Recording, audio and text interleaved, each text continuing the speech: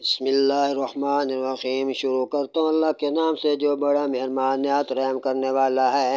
للذین یبلغون رسالۃ اللہ ویخشون ولا یخشون احدا الا اللہ وکفی باللہ حسیبا۔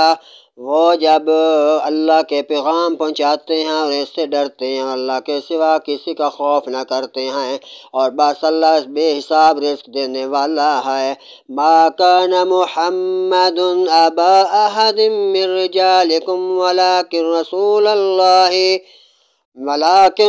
اللہ وخاتم النبیین وکان اللہ بکل شیء علیما۔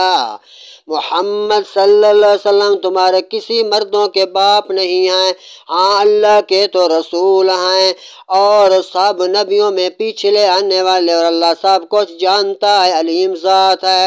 یا ایھا الذین آمنوا اذکروا اللہ ذکرا کثیرا۔ اے ایمان والو، اللہ کو بہت یاد کرو، اسی کا ذکر کثیر تعداد میں کیا کرو۔